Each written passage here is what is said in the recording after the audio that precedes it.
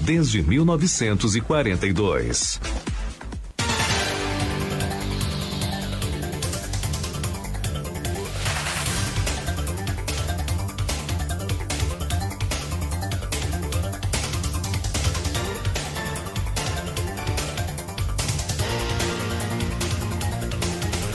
Bom, 7h46 e voltamos com Folha no Ar. Primeira edição, oferecimento Laboratórios Plínio Bacelar, Clínica Proteus e Nova Canabrava. E temos hoje a agradável presença do Tito Hinojosa aqui conosco.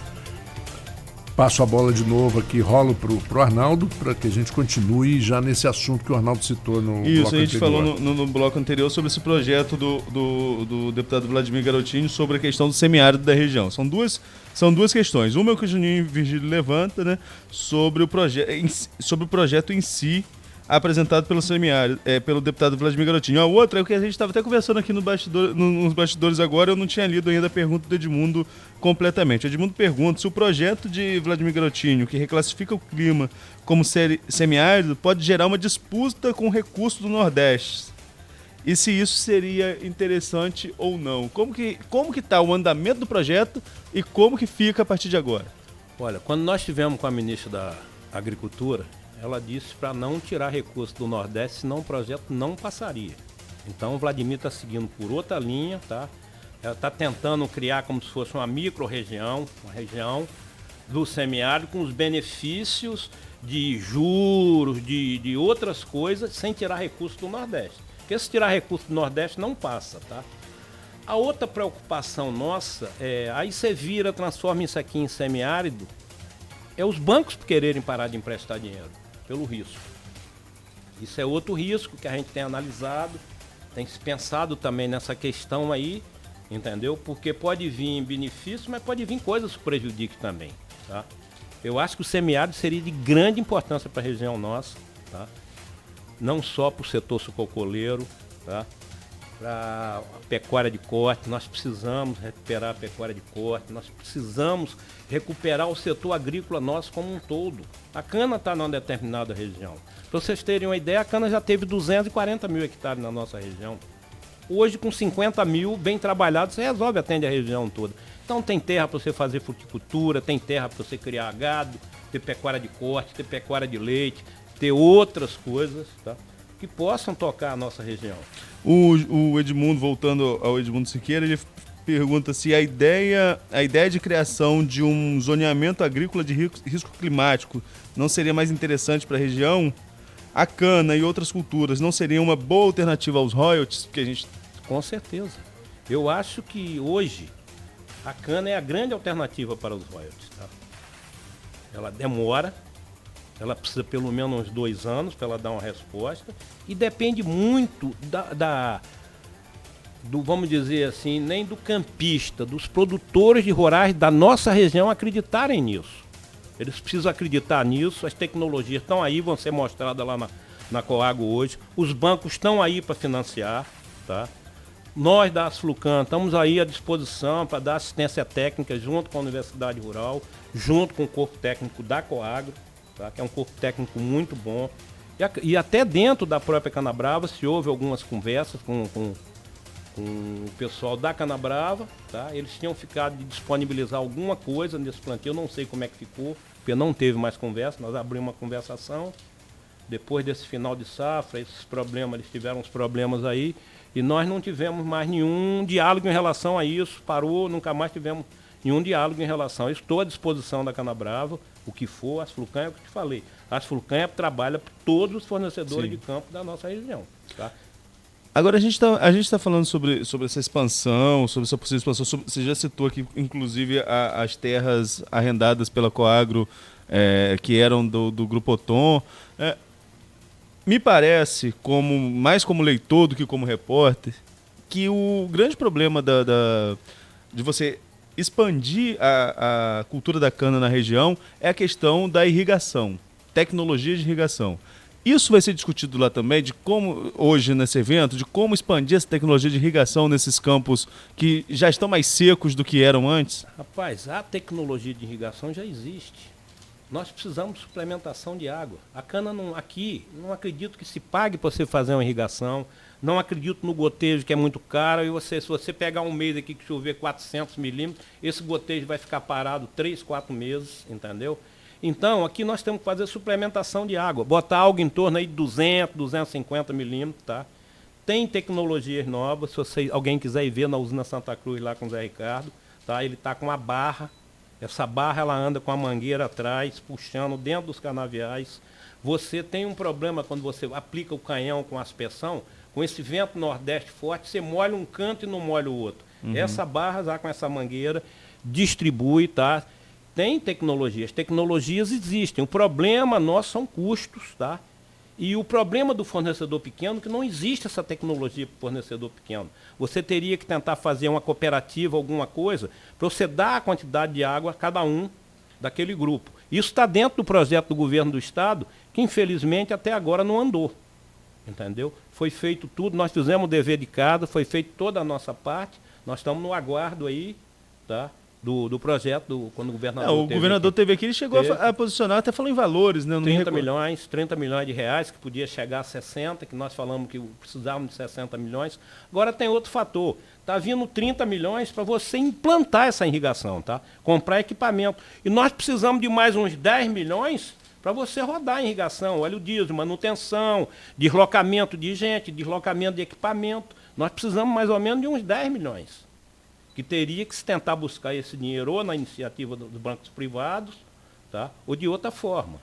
Esses créditos que são oferecidos já são créditos em linhas especiais, que eu lembro que uma das defesas da questão do semiárido é que a taxa de juros seria bem menor, né? Mas hoje já é uma taxa diferenciada. Não, é a taxa de juro agrícola para a nossa região.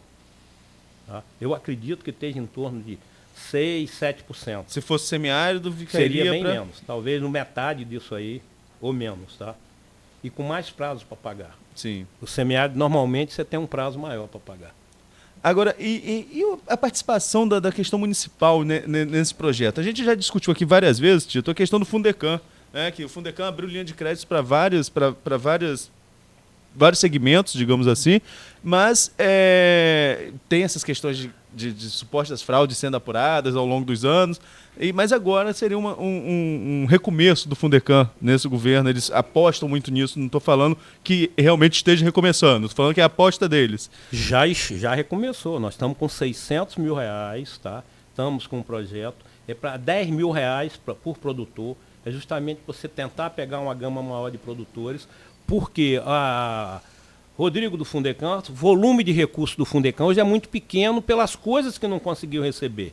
Existia um compromisso de Rafael e dele, que a proporção que o Fundecam fosse conseguindo receber esses recursos, que eles injetariam mais recurso no setor, entendeu? Então existe já 600 mil reais, são 10 mil voltado para insumos, que seria justamente adubo, tá? Herbicidas, porque normalmente a usina consegue a cana-planta, dá um jeitinho, consegue o óleo diesel. Normalmente o que mais falta é mão de obra para pagar o plantio e esses outros insumos. Com essa máquina de plantar mandioca, nós já vamos reduzir muito a mão de obra.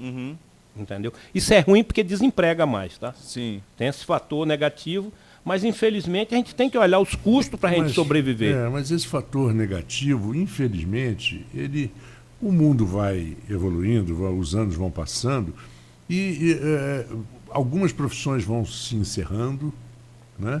E outras vão sendo criadas, outros postos de trabalho vão abrindo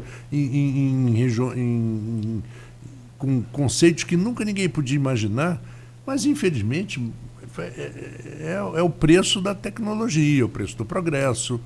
E vai fazer como? Quem imaginava há 30 anos atrás uma Kodak fechar? Pelo amor de Deus. Quem imaginava? Ninguém A imaginava. própria Kodak não imaginava, ela teve aí problema de gestão também, ela teve a dica, ela sabia que havia um atalho na parte digital e ela não acreditou. Ela não acreditou. Eu acho que impressionante isso. A internet mudou o mundo, né? Mudou. A velocidade de informações, de coisas. É o que eu sempre falo, nós mesmos aqui, né? A gente tem um jornal impresso, né, que é nosso principal veículo, tem aqui a rádio, mas a gente também trabalha no online, a gente está aqui no streaming, acompanhando todo mundo nas redes sociais. Né, todo mundo tem que se adaptar. Né? Se você olhar hoje, por exemplo, uma pasta de apresentação do que a rádio oferece, você fica louco. Eu falei, gente, tudo isso. Ela trabalha acoplada com todas as redes sociais, com todos os meios de comunicação, as mídias atuais. Porque se não atuar, tinha uma frase assim, renovar ou morrer. Então temos que renovar, porque se a gente renovar, a gente morre. Não é verdade, Tito? Agora, tem um posicionamento aqui, Tito, tem mais polêmico, do Flávio Barreto, ouvinte nosso, ele falando o seguinte: acreditar como na questão da cana-de-açúcar, com usinas que não pagam. Cana será só para os donos de usina e sem queimada. Olha, a questão da queimada está diminuindo. Você não pode tirar do dia para a noite. É aquilo que eu falei. Vamos começar pelas queimadas. Infelizmente, nós não temos uma máquina que colha a cana do pequeno. E 80% da nossa cana é de produtores pequenos. Seria injusto também você excluir esses produtores. Tá? O grosso nosso, historicamente, é aquilo que eu falei. Houve um partilhamento de terra, houve uma grande reforma agrária, e nós não podemos deixar esses produtores de fora. Tá? Isso vai acontecer, nós vamos chegar lá. Nós estamos trabalhando para chegar lá. Hoje em dia, para fazer a queimada de cana, precisa de autorização. Autorização. Né? Quem faz o cadastramento é a Asflucan. Quem faz a fiscalização é o INEA. Tá? Está se reduzindo, está sendo cumprida a lei. Tá? Entendeu? Está sendo cumprida a lei. Essa questão das queimadas é uma coisa. E olha, eu acho que essa questão de pagamentos atrasados, isso mudou. Tá? Até onde eu sei, a Canabrava e a Coagro é que estão moendo aí, pagaram, tá? Tem problemas atrasados? Tem, na recuperação do Paraíso, na recuperação judicial da Sapucaia, como teve na recuperação judicial do Grupo Otom, e até onde eu sei eles pagaram. Se não pagaram tudo foi porque as pessoas não se habilitaram legalmente, e depois que passa o prazo da recuperação, aí fica difícil, entendeu? Mas a Sapucaia está pagando, já está na quarta parcela. Inclusive, nós temos crédito de fornecimento de cana lá, na Sapucaia. Estamos recebendo. Tá? A Paraíso está num processo aí, com essa entrada do Grupo MPE na Paraíso, para tentar se arrumar. Tá? Existe uma ação de preço grande. Acho que todo mundo sabe dessa história da ação de preço das usinas. Tá? Foi ganho no Supremo. Exige um débito da cooperativa, que é muito menor, é 40% ou menos do valor da ação. Então, com certeza, essa ação já está em reta final, já passou, transitou no Supremo, está em conta, está na mão do juiz no Rio para ser feito as contas do valor de cada usina, para as usinas acertarem a questão da cooperativa. A Paraíso vai ter recurso com isso aí para pagar tudo sem problema nenhum. Eu não sei se leva 6 meses, se leva 1 ano, se leva 2, se leva 3. Já se arrasta depende tanto da tempo, justiça. Né? Sim, sim. Essa ação é de 1987. Sim. Então não precisa falar mais nisso. Eu acho que é uma questão que vai se resolver. Tá? O que acontece com as usinas? As usinas ela precisa de um volume mínimo de cana para ela fechar no azul ou no vermelho. Tem usina que precisa de 550 mil toneladas de cana. Se ela moer 550 mil toneladas de cana, ela não dá lucro nem dá prejuízo. Se ela moer 500, ela dá prejuízo. O que aconteceu com a Paraíso foi isso. Eles ficaram tentando sobreviver, moendo menos do que a usina remunerava, e foi só aumentando o problema. Nós passamos por isso na Outeiro. Quando nós fechamos em 1992, conseguimos fazer uma parceria boa com o Sapucaia na época, foi que nos ajudou muito, entendeu? Então, essa questão é de pagamento. Esse ano, até onde eu sei, a Coag e a Canabrava pagaram tudo. Não sei se ficou alguma coisa pendente agora na reta final, porque lá na Asflucan a gente não tem controle dos pagamentos. Sim. A gente tem controle da cana moída de cada produtor, entendeu? Em cada unidade industrial. Hoje em dia, quantas usinas moem em Campos? 2. A Canabrava e a Coagro. Mas a Coagro é em uma usina só, essa cooperativa? Só. É uma usina só. Era na São José, por questões ambientais. Teve que passar para Sapucaia, tá? E agora pegou a Paraíso, mas não tem cana. Você não tem. A cana que nós temos em Campos hoje, a Coagro moe sozinha. A Coagro já moeu 1.700.000 toneladas de cana. A cana que foi produzida no ano passado aqui, a Coagro teria moído sozinha. Entendeu? E acaba dando prejuízo se não moer um então mínimo. nós precisamos é fazer cana para salvar nossas indústrias. E não perder mais indústria nenhuma. Acho que Campos teve 20 e tantas usinas e a comunidade nunca se movimentou para que essas usinas não fechassem. Entendeu? É fácil reclamar de uma falta de pagamento, reclamar do que brigar para salvar um setor. O setor que fez essa cidade. Sim. Essa cidade foi feita pelo setor sucrocoleiro. Se você for ver os hospitais, tudo foi feito em função das usinas. Tá? Inclusive o nosso hospital lá, os plantadores de cana, eu quero convidar vocês para ir lá fazer uma visita.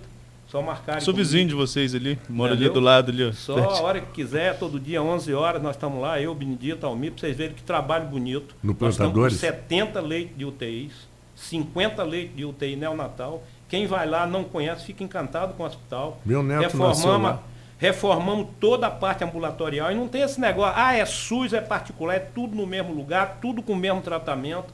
Fizemos o centro de parto normal, com 2 banheiras prontas para atender. Agora, se partilhar os royalties, eu não sei como vai ficar. Eu acho que acaba tudo. Pois é. Vai ser um caos geral.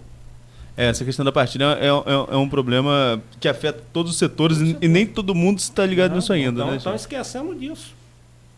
Agora, Tito, sobre esse assunto que o Arnaldo acabou de falar, e você citou da partilha, essa partilha foi decidida em 2013, né? Foi votada, aprovada, e depois veio a liminar, suspendendo e tal.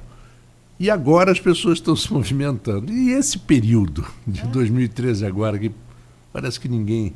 Quer dizer, até tem gente que fez alguma coisa, que falava, buscava, mas não encontrava eco. Né? E aí? Como é que fica? Acho que nós temos que ir para a rua. Pois é, faltam 49 dias. Eu acho que nós temos que ir para a rua. E a Sulcan está à disposição da comunidade, se precisar ir para a rua, se a gente tiver que fechar a estrada. Papai me contava uma história muito engraçada quando eu era presidente do Instituto do Açúcar e do Álcool, que o Costa Silva, que houve aquela enchente em Campos Grande, de 67 e 68. Teve no Rio também, nos 2 anos. E aí o Costa Silva era o presidente e disse, olha, você tem que resolver o problema de Campos. Tá, esqueci o nome dele, o presidente da Sulcan da época lá, com a praça tomada de gente, criando o maior problema por causa das enchentes. Você tem que resolver o problema das enchentes de Campos. Foi quando veio os recursos do IAA, que vieram para fazer a limpeza dos canais, o dique dentro da cidade, foi em função de pressões políticas. Amaro Refrega, que era o presidente da associação. Naquela época a associação tinha 40 mil produtores. Hoje nós estamos em torno de 4 mil e poucos produtores. 10%. Entendeu? Então, eu acho que nossa comunidade tem que se unir. Não só Campos, tá?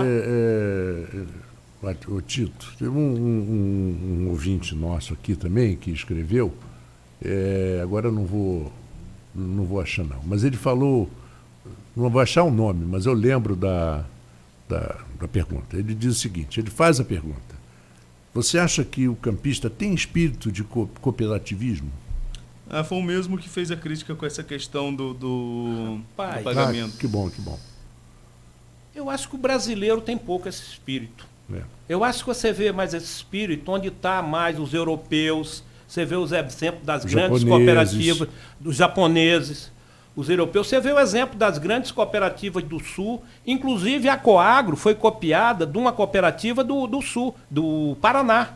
Nós copiamos e depois fomos copiados pelo pessoal de Pernambuco com 2 usinas lá, que é o presidente da FEPLANA, que inclui todas as federações, é primo meu, Alexandre Andrade, veio aqui na Coagro e copiou a Coagro, está indo super bem com 2 usinas lá também. Então esse espírito, acho que a gente tem que criar isso. Um dos melhores exemplos é a Olambra, em São Paulo.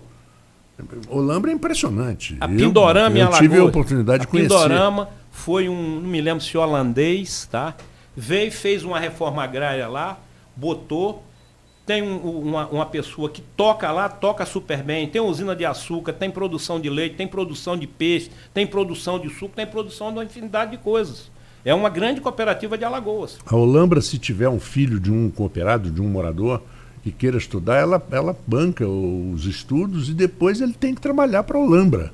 Só, você se formou, fez engenharia, tem aqui um cargo que você vai trabalhar, você vai ganhar, mas você está dando de volta para a comunidade aquilo que nós lhe demos, a oportunidade que nós lhe demos de estudar. Isso é impressionante.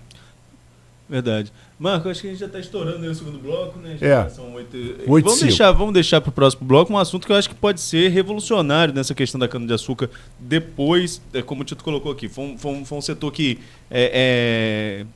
impulsionou a região durante muitos anos, economicamente. Era o principal fator econômico antes da chegada dos royalties de petróleo e pode voltar a ser por um ponto que o Romeu e Silva Neto, que foi nosso entrevistado aqui no Folha no Ar, falou, que é a questão da China querer comprar etanol aqui da região. Exatamente. Vamos ver como que está essa questão pelo lado do produtor, como está esse diálogo no próximo bloco. Vamos, então, você que está ligado no Folha no Ar, primeira edição, oferecimento Laboratórios Plínio Bacelar, Clínica Proteus e Nova Canabrava, voltamos dentro de instantes. No Atacadão das Madeiras, você sabe, tem o melhor preço, tem toda a qualidade. Atacadão das Madeiras e Derivados, tem MDF,